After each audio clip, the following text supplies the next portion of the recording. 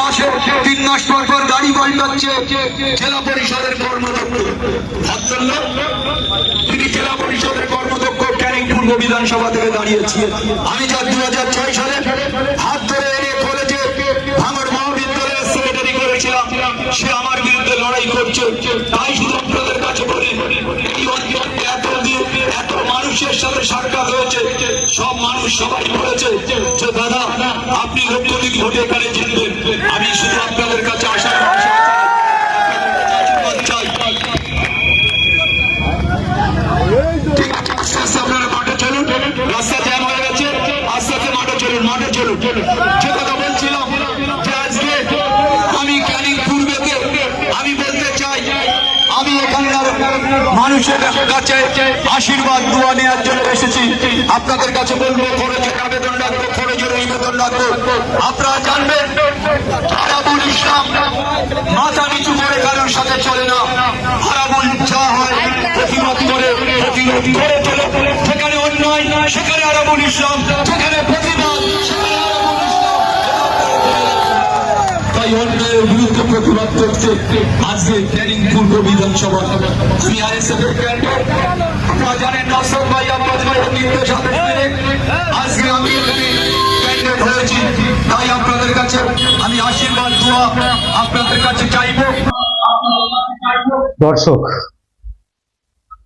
আজ বৃহস্পতিবার, আর বৃহস্পতিবার সব থেকে বড় খবর, ক্যানিং পূর্বেতে আরাবুল ইসলাম তিনি আজ গিয়েছেন। সকলে জানেন আইএসএফ এর টিকিটে তিনি ক্যানিং পূর্বে লড়াই করছেন ভাঙড়ের 2 ভূমিপুত্র। মানে ভাঙড়ের তৃণমূল থেকে যিনি টিকিট পেয়েছেন ক্যানিংয়ে, উনিও ভাঙড়ের ভূমিপুত্র, আর ইনিও ভাঙড়ের ভূমিপুত্র। শওকত মোল্লার যে বিধানসভা ক্যানিং, সেখানে এনারা দুজনই লড়াই করছে। আর শওকতকে পাঠানো হয়েছে ভাঙড়ে নওশাদ সিদ্দিকীকে জব্দ করতে হবে। তো দর্শক, আমি দেখছিলাম অন্য চিত্র। কয়েকদিন আগে আরাবুল ইসলাম, যে আরাবুল ইসলামের কোনো চিহ্ন ছিল না, যে আরাবুল ইসলামের কোনো নামই ছিল না, সে আরাবুল ইসলামের পিছনে দেখি লক্ষ লক্ষ মানুষের ঢল। কেন বুঝতে পারছেন? মানে এত লোক এই আরাবুল ইসলামের দেখতে কিন্তু আসেনি। আবারও বলছি, আরাবুল ইসলাম তৃণমূল থেকে দাঁড়াতেন, এত লোক কিন্তু আরাবুল ইসলামের ডাকে আসতেন না। নিশ্চয়ই কমেন্ট করবেন কেন এসছেন, এই প্রশ্ন কিন্তু রয়ে যায়, কেন এসছেন? আইএসএফ বিধায়ক নওশাদ সিদ্দিকী তাকে টিকিট দিয়েছে, আর সেই নওশাদ সিদ্দিকীর টিকিট নিয়ে, আইএসএফ এর টিকিট নিয়ে তিনি ক্যানিং পূর্বতে গিয়েছে। তো দর্শক, যেটা দেখছিলাম আমি, যেটা মনে হচ্ছে দর্শক, আপনাদের মতামত আপনারা জানাবেন। আমি যেটা ভাবছি যে আরাবুল ইসলাম যে এত তার ডাকে লোক, রাস্তা পর্যন্ত জাম হয়ে গিয়েছে, কয়েকটা ভাষণ বক্তব্য তিনি রাখছিলেন, রাস্তা জাম করে ফেলেছেন। মানে আমার তো এখনো মনে হচ্ছে যে আইএসএফ যে অভিযোগ করে 2021 সালে গাজী শাহাবুদ্দিন সিরাজীকে মারধর করে ভোট লুট করে নেওয়া হয়েছিল ওই গণনা কেন্দ্রে, আসলে আইএসএফ জিতে গিয়েছিল। আসলে আইএসএফ হয়তো জিতে গিয়েছিল, কারণ যে ঢল আরাবুল ইসলাম দাঁড়িয়েছে, কিন্তু অক্সিজেনটা নওশাদ সিদ্দিকী বা আব্বাস সিদ্দিকী। ক্যানিং এর মানুষ তো অক্সিজেন পাচ্ছে, ক্যানিং এর মানুষ তো অক্সিজেন পাচ্ছে যে আমাদের আর কোনো ভয় নেই। আরাবুল ইসলামকে নওশাদ ভাইজান পাঠিয়েছে, আর এই মাস্তান ক্রিমিনাল বদমাশ ক্যানিং এ নেই, ওরা চলে গেছে ভাঙড়ে। অতএব আমরা শওকত মোল্লাকে আর ভোট দেবো না, মানে শওকত মোল্লা পাঠিয়েছে যাকে, তাকে ভোট দেবো না। এবারে ভোটটা মনে হয় আরাবুল ইসলামকে দেবে, কারণ আরাবুল ইসলামেরা হয়তো টাকা দিয়ে, যেহেতু যে দল থেকে বিলং করছে নওশাদ সিদ্দিকীর আইএসএফ, হয়তো অনেক টাকা নেই, কিন্তু বুক ভরা ভালোবাসা রয়েছে। আমি দেখছিলাম আরাবুল ইসলামকে সব ফুল টুল দিয়ে যেভাবে সাজিয়েছে, মানে কোনো বিজয় উৎসব হচ্ছে, মানে কোনো বিজয় মিছিল হচ্ছে, যেন মনে হয় আরাবুল ইসলাম এই ক্যানিং থেকে জিতে গিয়েছে হয়তো। আমি প্রথমে ভাবছিলাম যে ভোটের আগে এ কি অবস্থা, আইএসএফ নাকি ক্যানিং এ নেয়, ক্যানিং এ নাকি আইএসএফ এর ভোটই নেয়, তো একই অবস্থা। আসলে কি এটা ভাঙড়ে? আমি অনেকক্ষণ ধরে ভাবলাম, ভেরিফাই করলাম, দেখলাম না, এটা ক্যানিং পূর্ব। সেখানে দর্শক যেখানে বলা হয় তৃণমূলের গড়, শওকতের ভয় নাকি আইএসএফেরা মানে ঝান্ডা পর্যন্ত মারতে পারে না, শওকত মোল্লার ভয় আর কি। সেই শওকতের ডেরায় আরাবুলের হানা, মানে আরাবুল ইসলামের হানা। তো আরাবুল ইসলাম এবার দলের নির্দেশে তিনি কাজ করতে, আবারও বলছি, আরাবুল ইসলাম হয়তো যদি জয়ী হয়, যেহেতু নিশ্চয়ই হবে, আদৌ কি তিনি আইএসএফ এ থাকবে? এ প্রশ্ন কিন্তু অনেকে করছে, অনেকে উঠছে। বিক্রি হয়ে যাবে না তো তৃণমূলের কাছে? না, এসব প্রশ্ন তো আমরা করি। তিনি টাকার বিনিময়ে বিক্রি হয়ে যাবে না তো? নওশাদ সিদ্দিকীকে অনেক অফার করা হয়েছিল, বাট তিনি এই সিটটা সোজা রেখে চলেছে।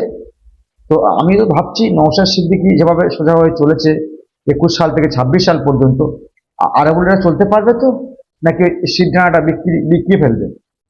তবে আমার মনে হয় না আর বিক্রি হয়তো ফেলবে না, কারণ এই তৃণমূল আরাবুল ইসলামকে অনেক অনেক বঞ্চনা, অনেক জেলও খাটিয়েছে, দুবার জেল খাটিয়েছে, সাসপেন্ডও করেছে। ফলে ভালো মানুষ যখন রেগে যাবে, ভালো মানুষ যখন ফলে রাগ করবে, তাকে কিন্তু মানানো অনেক কঠিন কাজ, অনেক কঠিন কাজ। তো আসলে আরাবুল ইসলামের কৃতিত্ব নয় কিন্তু এটা, আবারও বলছি।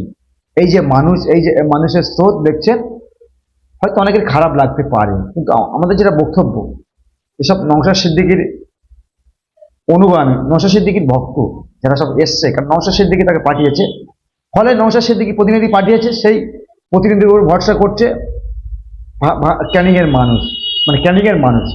আর শওকত মোল্লা তিনি ভাঙড়ে দাঁড়িয়েছে, তো আরাবুল ইসলাম তিনি যেটা বললেন আর কি, লক্ষাধিক ভোটে নাকি হারবে। ভাবতে পারছেন? মানে নওশাদ সিদ্দিকী লক্ষাধিক ভোটে জিতবে, আর শওকত মোল্লা সাহেব লক্ষাধিক ভোটে হারবে। আর এখান থেকে তো আরাবুল ইসলাম তিনি বলছে আমরা জিতবো, জয়ী হব, আশাবাদী।